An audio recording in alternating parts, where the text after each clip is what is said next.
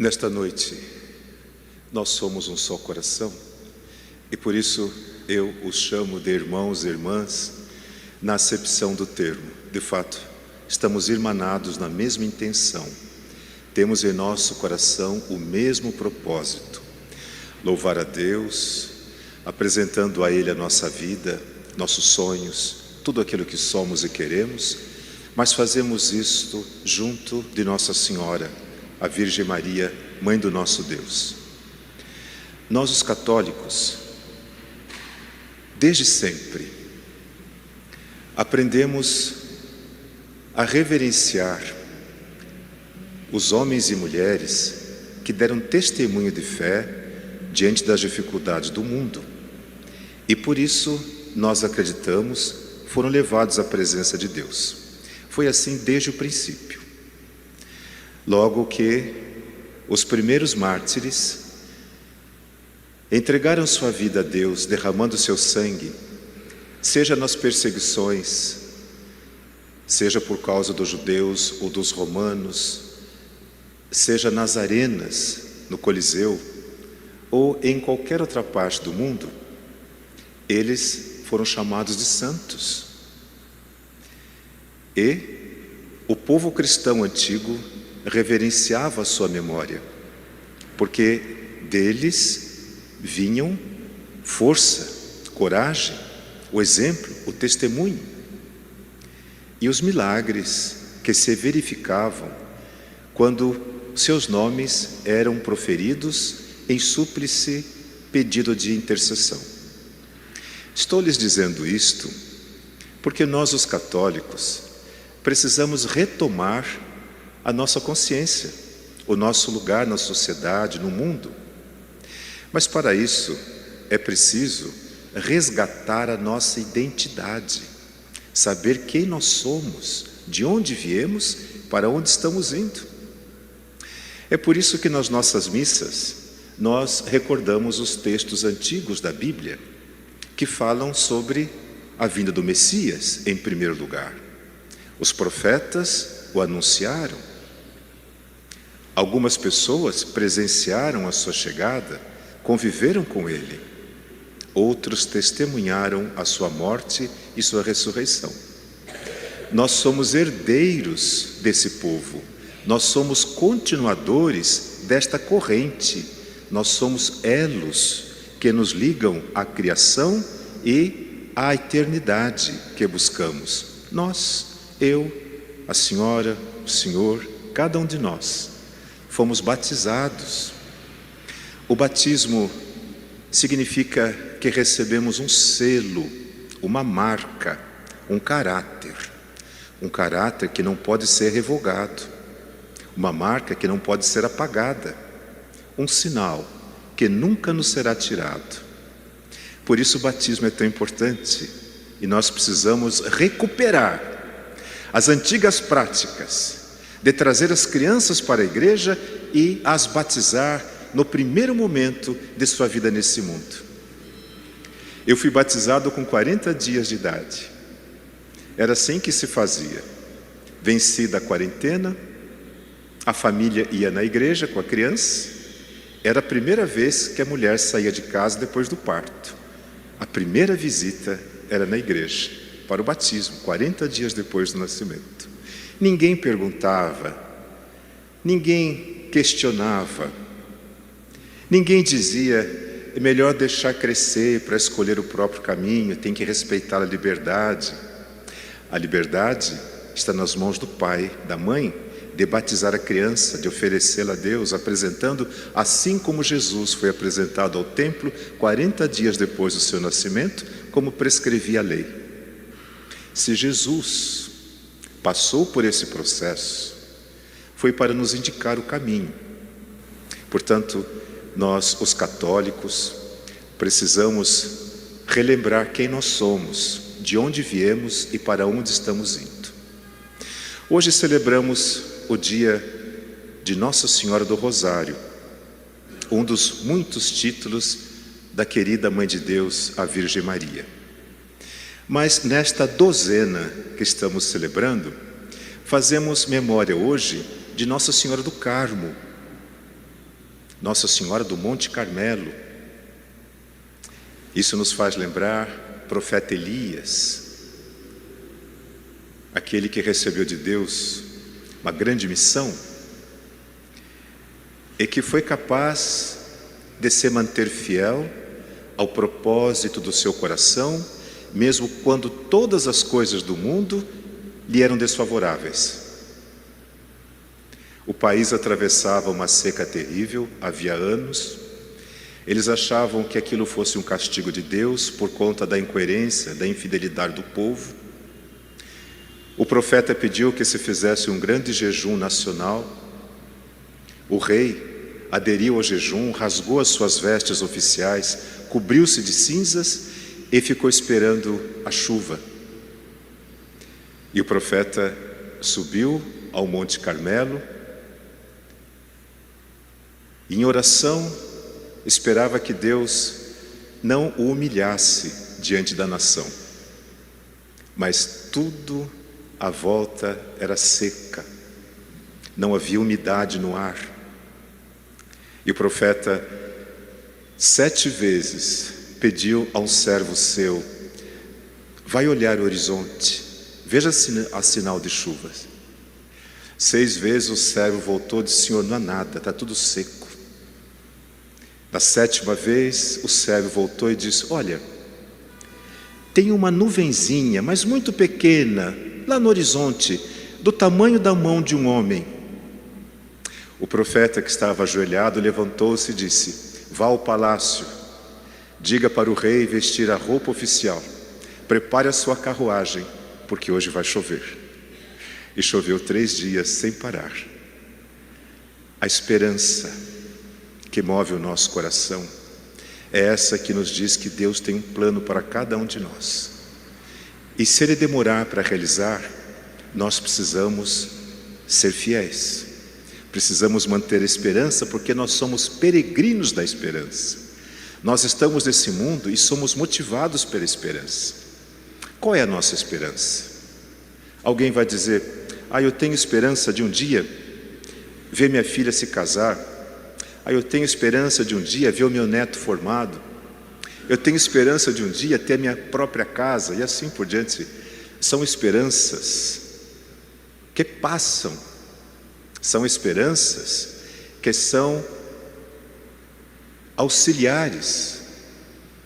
A esperança que nos move é a vida eterna. Essa é a esperança do cristão. Um dia, contemplar a face do Criador. E naquele grande dia, quando finalmente essa vocação que nós temos for realizada, tudo nos será revelado e teremos a consciência plena de todas as coisas, porque nós seremos iguais a Ele, imagem e semelhança dEle, que é pleno no seu poder, na sua beleza, na sua bondade.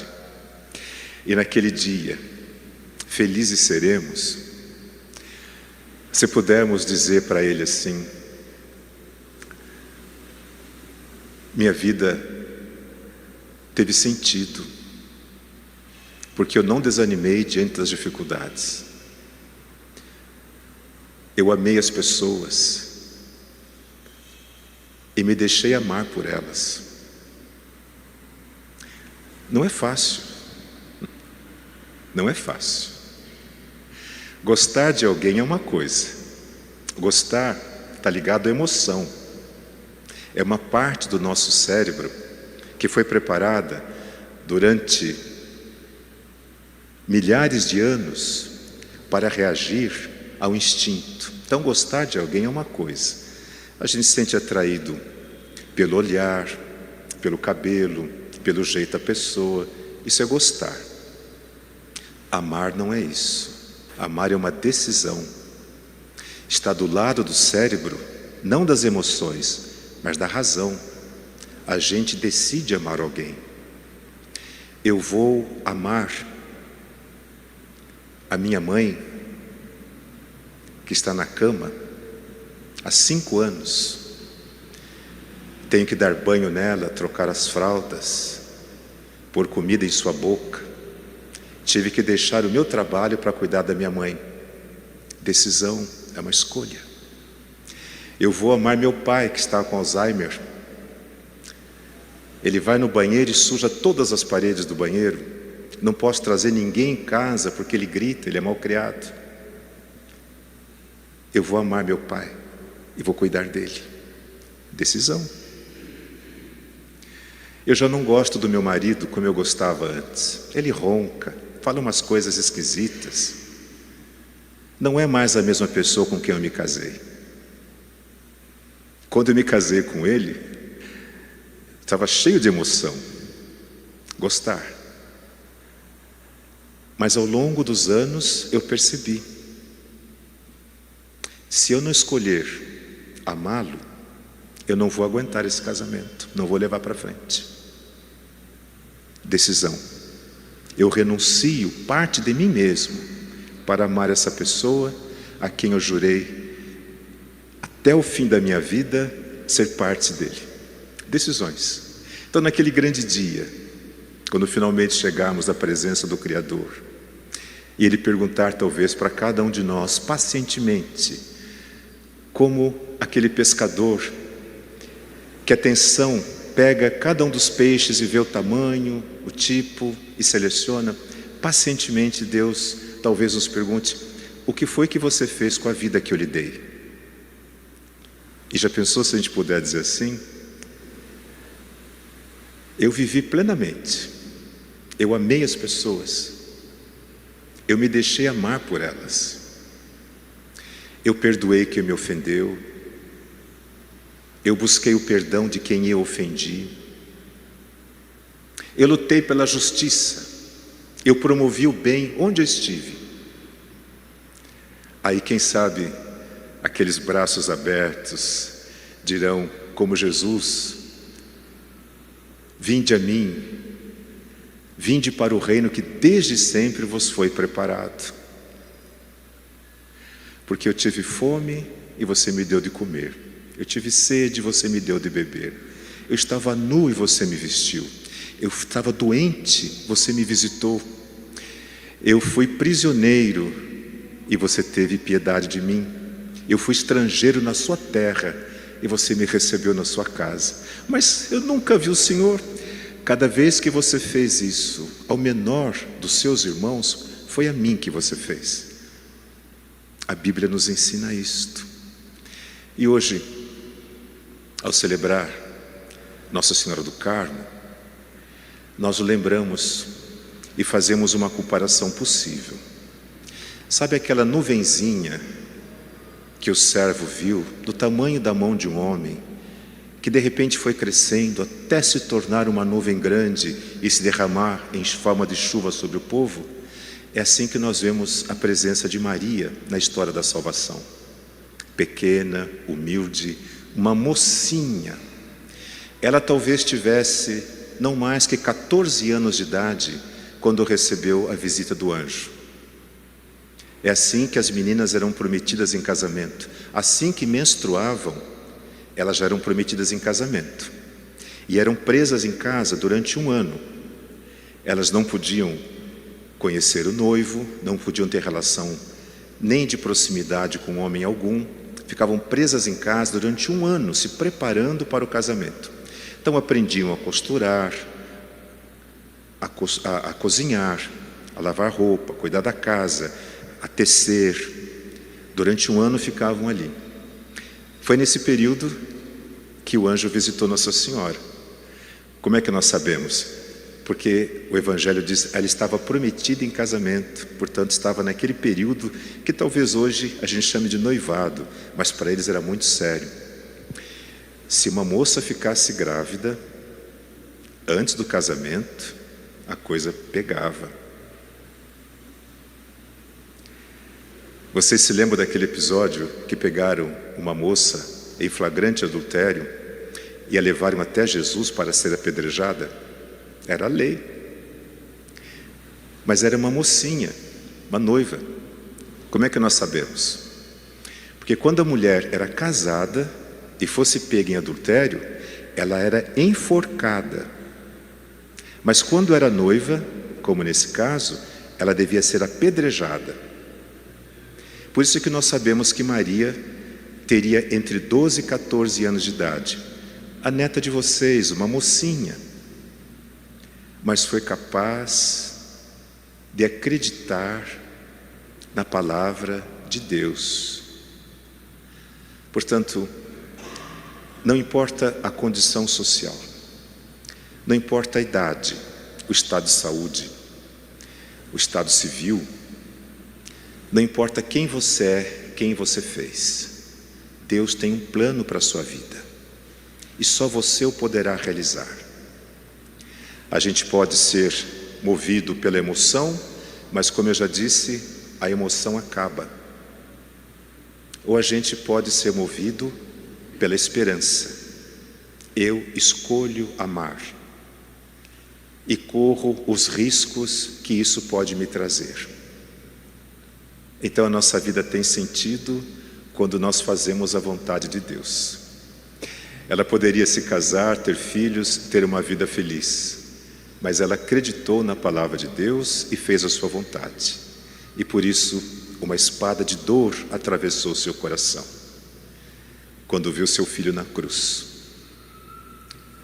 Se ela tivesse colocado toda a sua esperança no seu filho, como nós fazemos muitas vezes, tenho esperança de que meu filho vai ser médico, tenho esperança, quem sabe um dia ganhar na loteria, ela teria se decepcionado até a morte. Mas ela colocou a sua esperança naquilo que o filho ensinou, naquilo que ele fez, naquilo que ele disse. Assim como nós, a esperança não decepciona.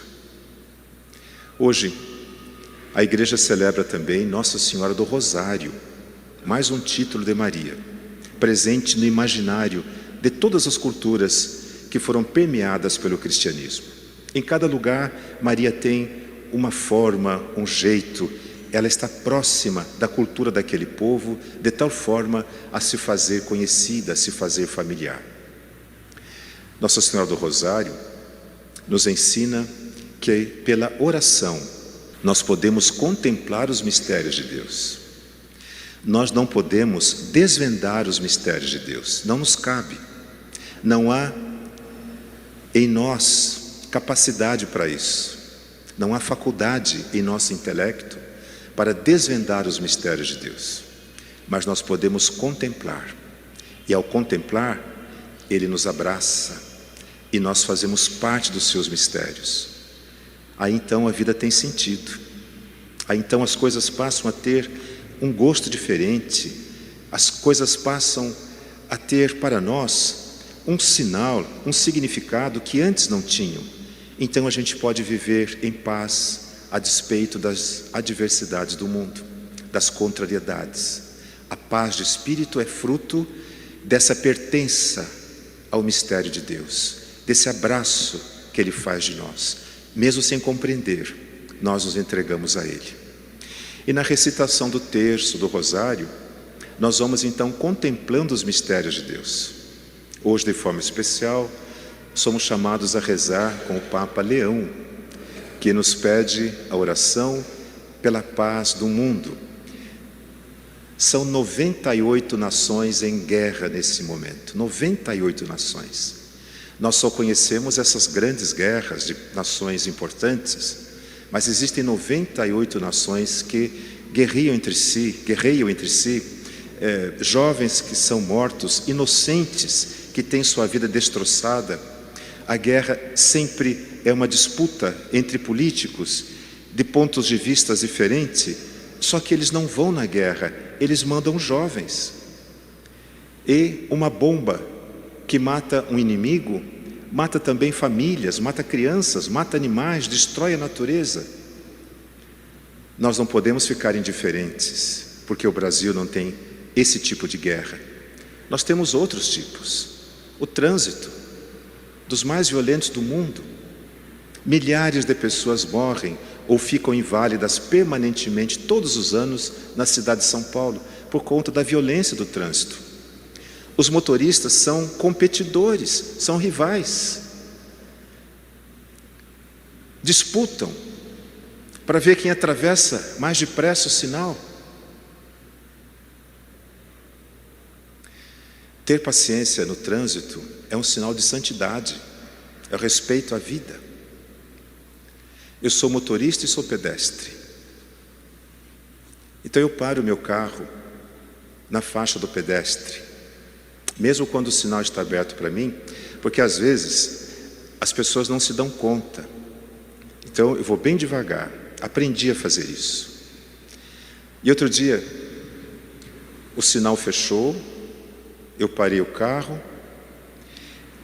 e de um lado da calçada, uma senhora idosa, já alquebrada, cabelinho branco, e ela olhava para mim, e olhava para o sinal, claro, desconfiada, né? Será que ele vai respeitar? Aí eu parei e fiz sinal para ela. Ela começou a passar bem devagarzinho, do jeito dela, né? Quando chegou bem em frente do meu carro, ela parou, olhou para mim, mandou um beijinho. Derreteu meu coração. Eu tive vontade de perguntar: senhora, para onde a senhora vai? Eu te levo. Mas aí abriu o sinal, o carro atrás já buzinou, e eu nunca mais a vi, ela sumiu. Encontro de humanidades, desconhecidos, anônimos, tiveram um gesto de humanidade, gratuito. Não há como agradecer, não há como recompensar. Assim, no começo da missa de hoje, nós falamos sobre a graça que Deus derrama sobre cada um de nós. Graça é isso. Graça é de graça. Deus se derrama de graça sobre nós porque nos ama. E nos enseja a ter esses gestos para com todas as pessoas. Por quê? Porque aí nós somos sinais dele nesse mundo. Peço a Deus, nosso Senhor, que pela intercessão da Virgem Maria, a essa paróquia que era dedicada, se derrame de graças e bênçãos sobre cada um de vocês. E aqueles que estão fazendo esta dozena com alguma intenção, que possam ver realizada nesta vida a sua intenção, o intento do seu coração. Louvado seja nosso Senhor Jesus Cristo.